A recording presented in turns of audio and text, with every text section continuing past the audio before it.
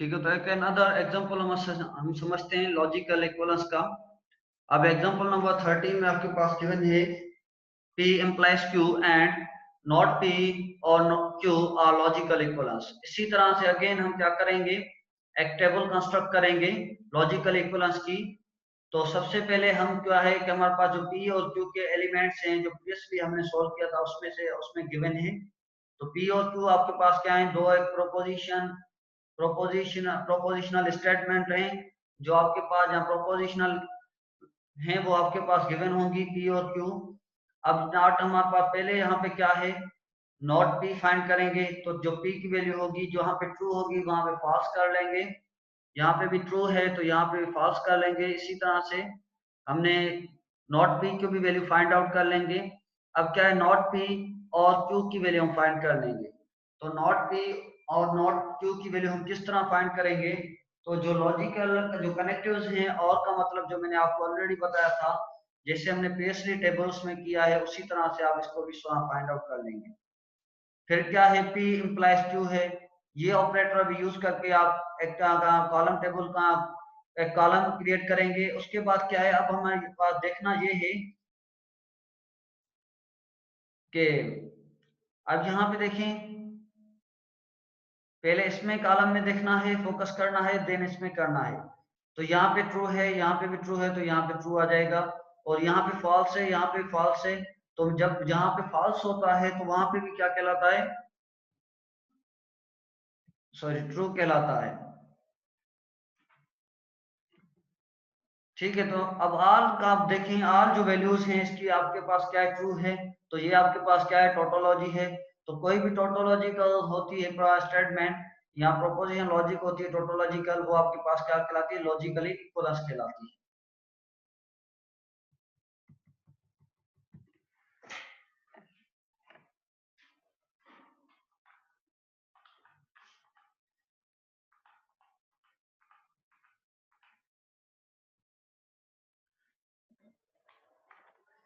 ठीक है, तो अब आते हैं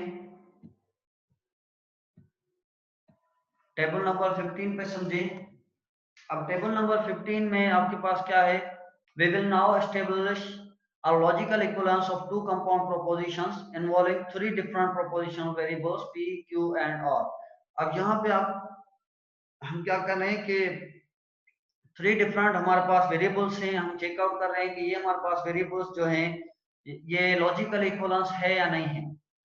तो लॉजिकल इक्विवेलेंस के लिए हम पहले क्या कर रहे हैं, जो थ्री वेरिएबल्स गिवन हैं, तो जो थ्री वेरिएबल्स क्या होते हैं आपके पास, ये डिफरेंट हर एक वेरिएबल एक डिफरेंट स्टेटमेंट या लॉजिकल प्रोपोजिशन शो करता है। तो P की जो प्रोपोजिशन है वो आपके पास यहाँ पे गिवन है, और Q की भी प्रोपोजिशन है आपके पास गिवन है, R की प्रोपोजिशन यहाँ गिवन है। तो सबसे पहले हमारे पास यहाँ पे देखें ऑपरेशन क्या है, P एंड R। तो P एंड R का हम कॉलम क्रिएट करेंगे। उसके बाद हम कंप्लीटली जो P और होल्ट्रम ब्रैकेट Q एंड R का कॉलम क्रिएट करेंगे, वो भी हम इसी तरह से क्रिएट कर लेंगे। अब यहाँ पे देखिए फर्दर क्या है, P और Q है तो P और Q का भी हम एक सेपरेट कॉलम क्रिएट कर लेंगे। वो किस तरह से कर लेंगे, ये हमने सारी चीजें ऑलरेडी पहले पढ़ी हैं। अब फिर क्या है, P और R है आपके पास, उसका भी कॉलम क्रिएट करेंगे। देन आप जो कंप्लीटली यहाँ पे एक प्रोपोजिशन गिवन है, तो अब हम उसकी ऑल वैल्यूज फाइंड आउट कर लेंगे।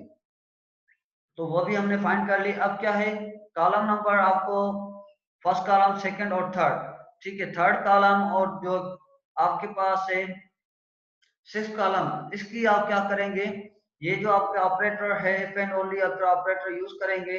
तो आप देखेंगे अगर ऑल वैल्यूज ट्रू आ रही हैं तो यहाँ पे भी ऑल वैल्यूज आपके पास ट्रू आ रही हैं, तो ये इस केस में क्या होगा, ये आपके पास जो प्रोपोजिशनल लॉजिक से है वो आपके पास क्या है, टोटोलॉजी है। तो जहाँ पे टोटोलॉजी होगी तो उसको हम क्या कहेंगे, लॉजिकल इक्विवेलेंस बोलेंगे।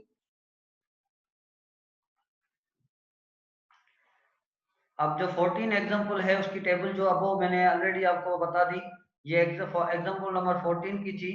शो दैट द पी, आपके पास ये आपके पास एक प्रोपोजिशन लॉजिक गिवन है और दूसरी ये गिवन है are logical equivalent. This is distributive law of the distinction और कंजक्शन, ठीक है। तो हमने यहाँ पे वो कर ली। अब टेबल नंबर 16 पे आते हैं। अब मैंने आपको बताया था दो वेज होते हैं लॉजिकल इक्विवेलेंस फाइंड करने के।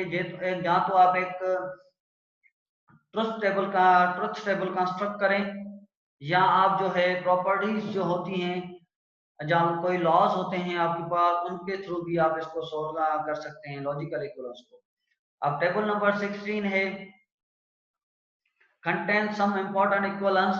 In this equivalence, T denoted the compound proposition that is always true. जो T आपके पास यहाँ पे रिप्रेजेंट कर रहा है वो क्या है? कंपाउंड प्रोपोजिशन को रिप्रेजेंट कर रहा है जो ऑलवेज आपके पास ट्रू होगी। और जो F डेनोटेट करता है वो आपके पास क्या है? कंपाउंड प्रोपोजिशन को डेनोटेट कर रहा है जो आपके पास ऑलवेज फॉल्स होगी। अब पहले क्या है इक्विवेलेंस में, P आपके पास क्या है? एक प्रोपोजिशन है, वो आपके पास P एंड ट्रू। अब कोई भी प्रोपोजिशन है उसको P एंड ट्रू के साथ ऑपरेटर यूज करेंगे तो वो आपके पास P आ जाएगी, और P और F करेंगे तो वो आपके पास तब भी P आ जाएगी। तो जब इस प्रॉपर्टीज या इस लॉ को हम क्या बोलेंगे? इसको आइडेंटिटी लॉ बोलेंगे।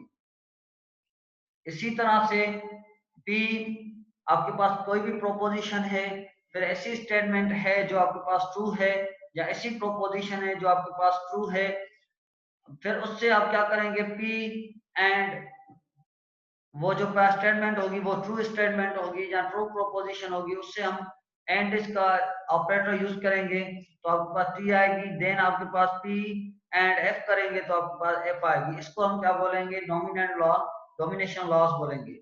इसी तरह से आइडेम्पोटेंट लॉ भी है, double negation, commutative law, associative loss, distributive law, De Morgan's law, absorption law, negation law. ये जितने भी आप लॉस देख रहे हैं ये आप यूज करके उन जो आपके पास एग्जांपल्स गिवन होंगे उसके थ्रू आप जो है कोई भी आपके पास प्रोपोजिशन, कंपाउंड प्रोपोजिशन गिवन होगी, उसको हम ये जो लॉज ऊपर गिवन थे ये यूज करके हम ये प्रूफ करेंगे कि वो आपके पास जो भी कंपाउंड प्रोपोजिशंस होंगी वो आपके पास लॉजिकल इक्विवेलेंट है या नहीं है, ये हम प्रूफ करेंगे इस लॉ के तहत। अब टेबल नंबर 17 है logical equivalence involving conditional statement. अब जो कंडीशनल स्टेटमेंट है P implies that Q logical equivalence है नॉट P और Q। तो ये भी आपके पास एक क्लॉज है गिवन है, वो किसके लॉज है? कंडीशनल स्टेटमेंट के लॉज है, जहां पे हम कंडीशनल स्टेटमेंट के आपके पास क्या है? कनेक्टिव ऑपरेटर है वो हम यूज करेंगे, उसके थ्रू हमारे पास जितने भी ये लॉज बनेंगे ये भी हम इस लॉज के थ्रू भी लॉजिकल इक्विवेलेंस प्रूव करेंगे। इसी तरह से टेबल नंबर 18 में भी लॉजिकल इक्विवेलेंस के कुछ लॉज गिवन हैं जो हमारे पास बाय कंडीशनल स्टेटमेंट यूज कर रहे हैं। अब बाय कंडीशनल स्टेटमेंट कौन सी होती है? कि इफ एंड ओनली इफ जो होती है, मैंने आपको बताया था ये जो टू साइडेड एरो है इसको हम क्या बोलते हैं? बाय कंडीशनल स्टेटमेंट भी ये यूज करते हैं बाय कंडीशनल स्टेटमेंट के थ्रू। ठीक है, तो ये भी आपके पास प्रॉपर्टीज आपको रिमेंबर होनी चाहिए। अब आते हैं एग्जांपल नंबर 15 पे। Show that not P show that not Holtram bracket P implies that Q and P and not Q are logical equivalents. अब ये हमारे पास जो आपके पास दो कंपाउंड प्रोपोजिशंस गिवन है, हमारे पास ये प्रूफ करना है या शो करना है कि वो लॉजिकली इक्विवेलेंस है या नहीं है। अब सबसे पहले हम क्या करेंगे? Using one of the equivalence in table number 17 at a time. आपको क्या है? कोई भी हम एक जो ऊपर टेबल नंबर 16, 17, 18 में गिवन हो गए, आप देखेंगे कि इस कंडीशन के तहत कौन सा हमारे पास लॉज यूज करेंगे। तो हमने टेबल नंबर 17 से लिया है, वो क्या लिया है? Starting with not P not whole term bracket P implies Q, क्योंकि हमारे पास यहाँ पे क्या है? इंप्लाइज का ऑपरेटर है, तो इंप्लाइज के ऑपरेटर की यहाँ कंडीशनल ऑपरेटर की जो थी टेबल नंबर 17 में थी, तो उसमें से हमने ये लिया है कि and ending with P and not Q. We have the following equivalence. अब हमारे पास क्या है, बाय द एग्जांपल नंबर 13 में हमने किया था P कंडीशनल Q या P implies Q, P implies that Q logical equivalence से नॉट P और Q। तो हमने जो एग्जांपल नंबर 13 में हमने किया था वही हमारे पास प्रॉपर्टी हमने यहाँ पे रख ली है। अब जब हमारे पास ये आ गई तो हम अब अप्लाई क्या करेंगे, सेकंड लॉ अप्लाई करेंगे डी मॉर्गन्स लॉ का। जो डी मॉर्गन्स लॉ का क्या कहता है, तो हम इसको फर्दर क्या है, not whole term bracket not P को सेपरेट कर लेंगे एंड। अब ये जो हमने जब इसमें डी मॉर्गन्स लॉ यूज करेंगे, जो और का ये जो ऑपरेटर होता है और का होता है, ये एंड में कन्वर्ट हो जाता है और जो ब्रैकेट होती है हर एक पे सेपरेटली आ जाती है। तो जो हमने डी मॉर्गन्स लॉ यूज किया है वो डी मॉर्गन्स लॉ आप यहाँ पे देख सकते हैं, नॉट पी और क्यू है लॉजिकल इक्विवेलेंस है not P and not Q है। ठीक है, तो इसी तरह से हमने डी मॉर्गन्स लॉ इस पे यूज किया तो वो जो राइट साइड है वो इस फॉर्म में आ जाएगी।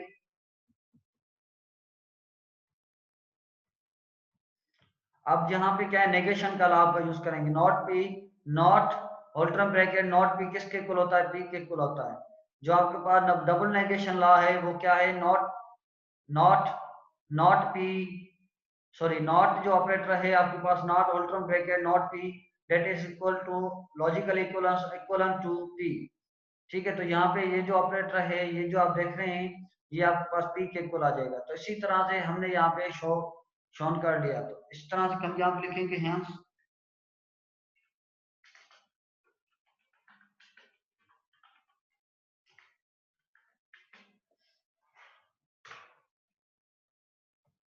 अब एग्जांपल नंबर 16 पे आते हैं। एग्जांपल नंबर 16 में भी यही है, आपके पास क्या है, show that not whole term bracket P और whole term bracket not P and Q our whole term bracket and not p and not q are logical equivalent by developing a series of the logical equivalent। अब हमारे पास ये show करना है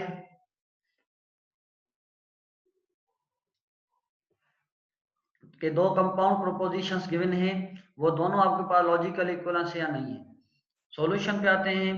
we will use one of the equivalence in table number 16। अब हमारे पास क्या है, ये जो एंड ऑपरेटर्स यूज होते हैं। अब यहाँ पे हमारे पास ये देखते हैं कि इस एंड और के जो लॉज हैं वो कौन सी टेबल में यूज हो रहे हैं। तो ये हमारे पास टेबल नंबर 16 में यूज होंगे। तो हम कहाँ से स्टार्ट करेंगे, स्टार्टिंग विथ हमारे पास जो फर्स्ट इक्विवेलेंस है प्रोपोजिशन कंपाउंड प्रोपोजिशन गिवन है वहीं से स्टार्ट करेंगे और जो एंड करना है लेफ्ट साइड से स्टार्ट करेंगे और एंड करेंगे राइट साइड पे। ठीक है, तो हमारे पास we have the following property. हम स्टार्ट कहाँ से करेंगे, बाय डी मॉर्गन्स लॉ से करेंगे। तो डी मॉर्गन्स लॉ हमने यहाँ पे यूज किया। ठीक है, तो वो क्या आ जाएगा, नॉट पी। तो यहाँ पे क्या आ जाएगा, ये ब्रैकेट के बाहर है, नॉट जो ऑप्शन है जो नॉट ऑपरेटर है वो ब्रैकेट के बाहर है। जब यहाँ पे करेंगे तो अंदर आ जाएगा नॉट पी और जो और की सिंबल है, ये जो सिंबल आप देख रहे हैं ये किसमें कन्वर्ट हो जाएगी, ये आपकी कन्वर्ट हो जाएगी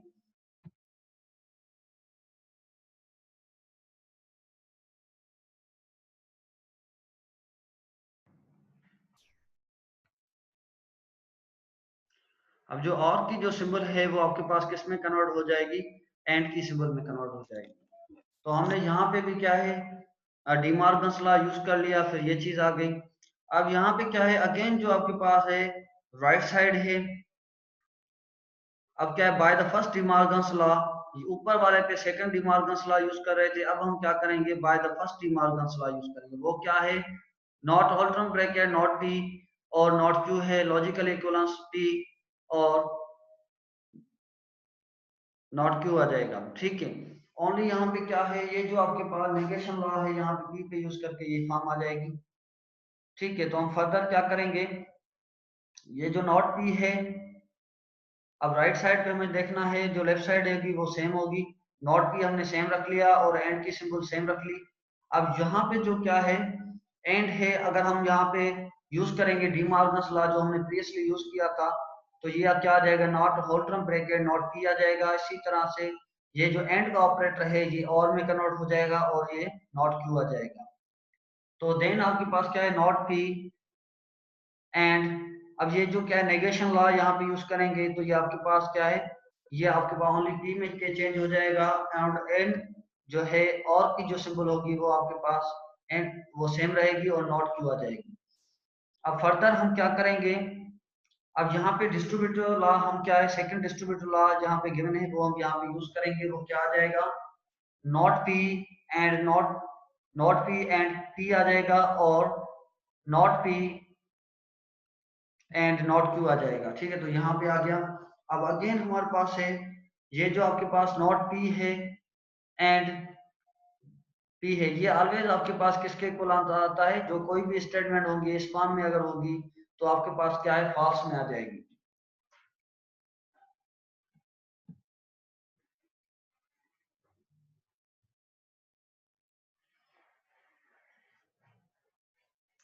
अब आपके पास कम्यूटेटिव लॉ क्या कहता है कि कम्यूटेटिव, इस पे हम क्या है कम्यूटेटिव लॉ यूज करेंगे। वो जो कम्यूटेटिव लॉ होता है, ये एफ क्या होती है, ये इस फॉर्म में भी आ जाएगी, राइट साइड पे आ गई। और कम्यूटेटिव लॉ में कोई भी ऑपरेशन चेंज नहीं होता है। ठीक है, तो अगेन हम क्या करेंगे, अगर हम इस पे ट्रस्ट टेबल यूज करेंगे तो by identity law of F, जो यहाँ पे अगर ये आपके पास आइडेंटिटी लॉ है जो टेबल नंबर 16 में गिवन है, वो हम यहाँ पे अप्लाई करेंगे तो आपके पास इसके इक्वल आ जाएगी। तो कॉन्सिक्वेंटली क्या कहेंगे हम, जो आपके पास दो कंपाउंड प्रोपोजिशंस गिवन थी वो क्या है, लॉजिकली इक्वलेंट कहलाएंगे।